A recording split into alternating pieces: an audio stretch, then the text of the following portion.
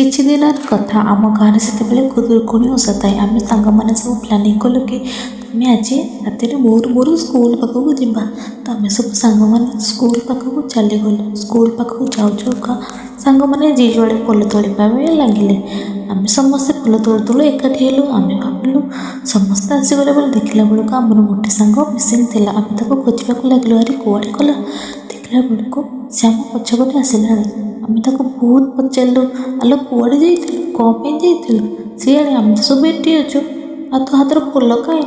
ସେ କିଛି ବି କହୁନଥାଏ, ପୁରା ସାଇଲେଣ୍ଟ ହେଇକି ରହୁଥାଏ। ଆମେ ତାକୁ ଯେତେ ଯାହା ପଚାରିଲେ ବି ସାଇଲେଣ୍ଟ ହେଇକି ରହୁଥାଏ।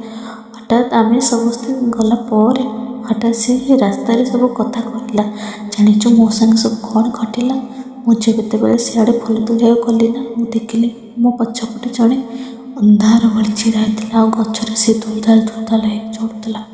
ମୋତେ ସେତେବେଳେ ବହୁତ ଡର ଲାଗିଲା। ହଁ ସାଙ୍ଗମାନେ, ଆମ ସ୍କୁଲରେ ନା ଭୂତ ରହୁଛି। ଆମେ ସବୁବେଳେ ସେଇଟା ଅନୁମାନ କରୁ। ଆମେ ତ ଦେଖିନଥାଉ, ସିଏ ଯେତେବେଳେ ଦେଖିଲା ନା, ତ ଦେହ ହାତ ପୁରା ରୁମ ଟାଙ୍କୁରି ଗଲା। ଭିଡ଼ିଓଟି ଭଲ ଲାଗିଥିଲା ସବସ୍କ୍ରାଇବ୍ କରିଦେବେ। ଧନ୍ୟବାଦ।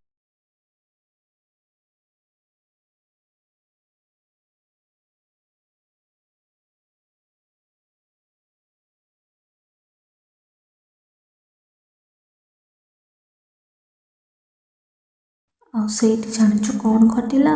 ଆମେ ପଚାରିଲୁ କ'ଣ ହେଲା? ମୁଁ ଯେତେବେଳେ ଫୁଲ ତୋଳି ଯାଇଥିଲି ସେତେବେଳେ ନା ମୋତେ ପୁରା କଳା ଛାୟା ପରି ଅନ୍ଧାର ଦେଖାଗଲା। ଆଉ ମୋ ପଛପଟେ କିଏ ଛିଡ଼ା ହୋଇଥିଲା, ଆଉ ଗଛରେ ଯେ ଧଡ଼ ହେଇ ଚଢ଼ି ଯାଉଥିଲା। ମୁଁ ସେଇଠୁ ବହୁତ ଚମକି ଗଲି। ହଁ ସାଙ୍ଗମାନେ, ଆମ ସ୍କୁଲରେ ନା ଭୂତ ଅଛି। ଆମେ ଯେଉଁ ସ୍କୁଲରେ ପାଠ ପଢ଼ୁଛୁ ସେଇଠି ଆମେ ରାତିରେ ବି ମୁଁ ବହୁତ ସାରା ସ୍ୱପ୍ନ ଦେଖିଛି ଯେ ସେଇଠି ଭୂତ ଥାଏ। ହଁ ସାଙ୍ଗମାନେ, ସେଇଠି ସତରେ ଭୂତ ଅଛି। ଭିଡ଼ିଓଟି ଭଲ ଲାଗିଥିଲା ସବସ୍କ୍ରାଇବ୍ କର।